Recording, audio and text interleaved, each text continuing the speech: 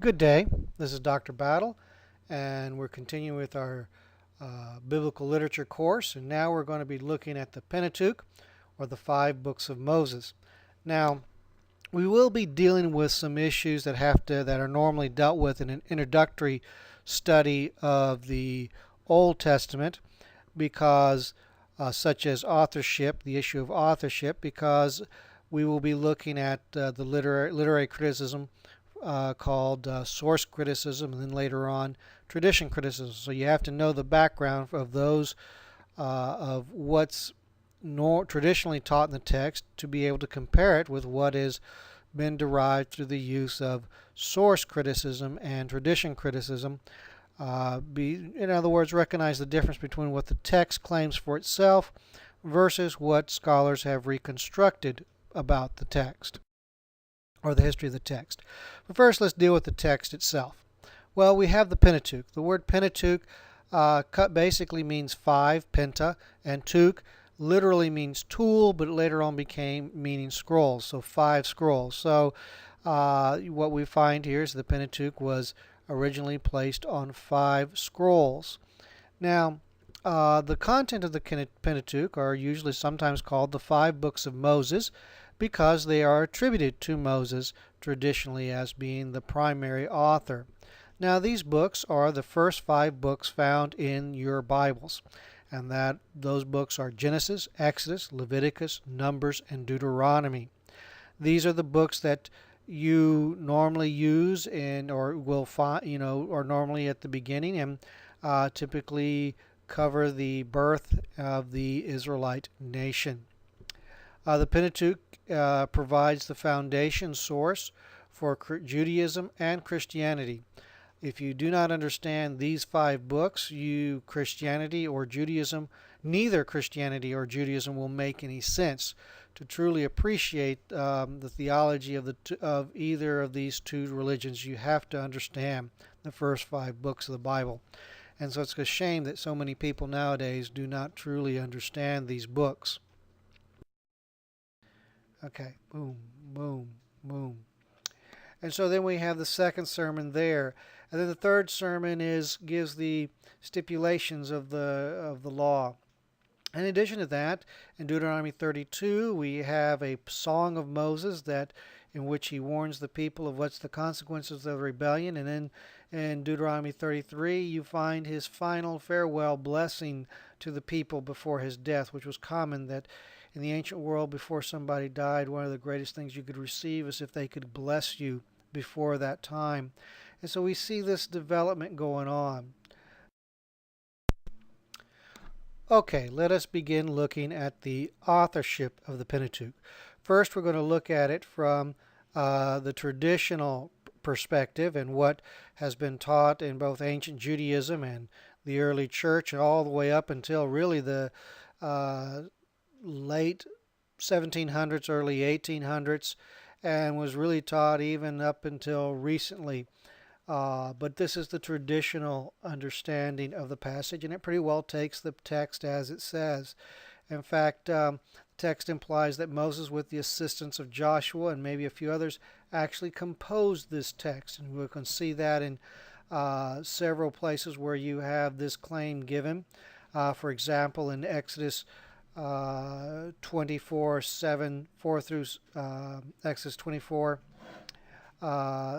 7, it says, "And Moses wrote down all the words of the Lord. He rose early in the morning and built an altar at the foot of the mountain, and the pillars, and 12 pillars according to the 12 tribes of Israel." Again, you see this reference to the building of the altar there in 24:4. And if you can go a little further into verse 7, it says, "Then he took the book of the covenant and read it in the hearing of the people, and they said, 'All that the Lord has spoken we will do, and we will be obedient.'" So here you find that he writes it and then he reads it to the people. Again, in 34:27, you have the same thing. The Lord said to Moses, "Write these words in accordance with the words I have made." Write these words, for in accordance with these words I have made a covenant with you and with Israel. And then again in Deuteronomy 31:24 through 26, When Moses had finished writing the words of this law in a book, to the very end, Moses commanded the Levites who carried the Ark of the Covenant, "Take this book of the law and put it by the side of the Ark of the Covenant, the Lord your God, that it may be there as for a witness against you." Again, each of these is giving a declaration that Moses is a major writer of this material. And if we take these traditions at face value, then the Pentateuch was written around 1400 BC. Okay, with the authorship of the Pentateuch, we're going to look at other aspects of the tradition. Now, I could go and point out that in the New Testament we clearly have that Jesus believed that the Pentateuch was written by Moses, because he quotes several different passages from the Pentateuch as being written by Moses. But let's go for older traditions than that and look at what's found within the biblical text itself. In other words, let's look at what other traditions are found within the biblical material. We'll be looking primarily at the material that's found in the historical narratives, Ezra, Nehemiah, and others, but let us just begin here. First of all, we have some references that are general. For example, Joshua 1, 7 through 8, which is Joshua's written sometime before 580 BC. We don't know exactly when. In fact, the book gives the impression that it was written before there was a king in the land of Israel. And there in 7 and 8, you have Joshua 1, 7 and 8, you have Joshua making reference to the book of Moses, and that he can take courage and follow the laws of Moses, and God will be with him. We find King David, giving the similar type of instructions to Solomon, again this time in Kings, and while Kings is written after Joshua, it's normally accepted that Samuel through Kings was probably completed by about 580 BC. Now, we have some other passages where there are explicit links. For example, in Ezra 6:18, which we believe was written sometime actually before 430 BC, but the events that are being referred to in 6:18, where they're organizing the priest and things according to the law of Moses, in 515 BC, that event occurred around 515 BC, and so this is memory from Ezra that Moses had written portions of the Pentateuch, and the divisions of the priest and all that sort of thing came from there. There's also some laws dealing with marriage that come from the book of Moses that are enforced at this time and viewed as coming from Moses, and so they have this tradition that the Pentateuch was written by Moses. Again, around the same time period, you have Malachi 4:4, also referring to the book of Moses. And again, this is in as far as Old Testament literature is concerned, this is pretty late date. Do you understand? In BC, or we typically treat them as negative numbers, and so the smaller the number, the later the period, the larger the number, the earlier the period. A little way than what you would normally think. Then in 2 Kings 14:6, we have a very interesting situation where we have an explicit link. Again, Kings being written around 580 BC, or completed around then, but in the narrative he's referring to an event that happened in 780 BC, and he references the law of Moses, that the law of Moses forbade the execution of the father for the crimes of the son, and also the execution of the son for the crimes of the father. Now, that was a Mesopotamian practice, that especially a son could be executed for the crimes of the father. In fact, in certain classes in the Maharami Code, the father, if he was destined for the death penalty, could actually require one of his sons to take his place. Talk about fatherly love there. But anyways, you have a very specific law, that event that occurs where a king did not execute certain people because he recognized that to do so would be contrary to the law of Moses, even though it was the custom of the time. Now, there's another link which is kind of interesting. This one's found in 2 Samuel 24. This passage has a lot of issues and a lot of things that throw people for loops in it.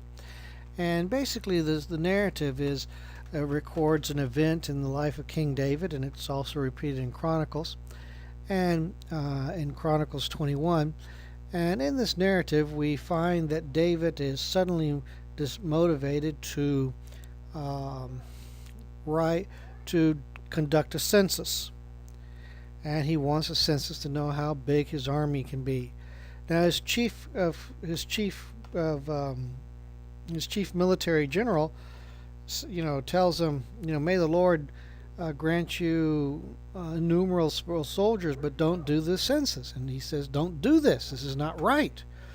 And the curious thing is that we're not told why it's not right. He just assumes that the reader knows why it's not right. Well, anyways, we think about it here. We're clearly being indicated that, in fact, God punishes David and the nation of Israel for this census very severely. And you're going to go wonder, what's the big to do? I mean, the United States takes a census every 10 years. We know the Romans took censuses. And then also, we also know that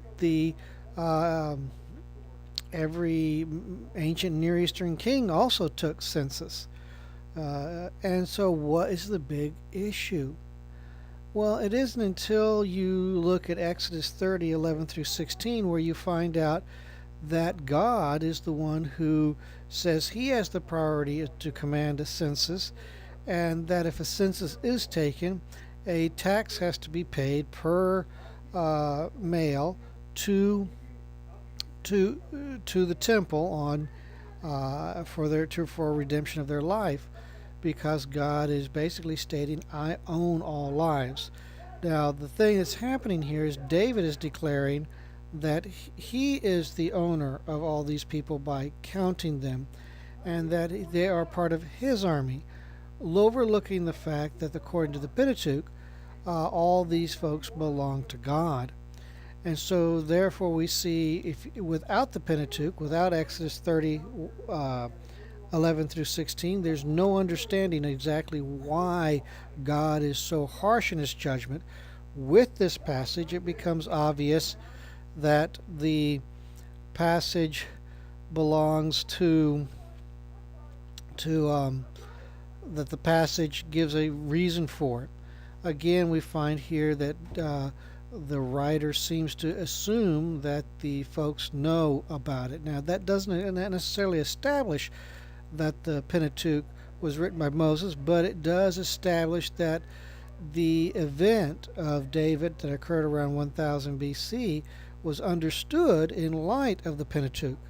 So, if we deal with the minimum type evidence, if you accept the minimum evidence for the Mosaic authorship, meaning that you reject Jesus' statements, you reject the direct statements that are found in the Pentateuch itself, and you just say, well, those are later additions, we quickly discover that this tradition that Moses wrote the Pentateuch is a very ancient one, and that at the very least it goes back to 780 BC and may go back much earlier than that.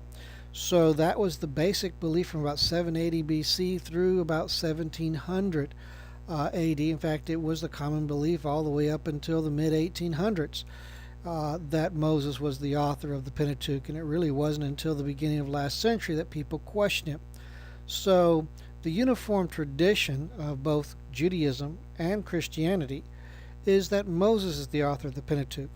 Now, modern scholarship does not accept that, especially if you are of the we would call the critical enlightenment persuasion, because you require other type evidence beyond what's in the biblical text. So you always begin by questioning what the text says and doubt it.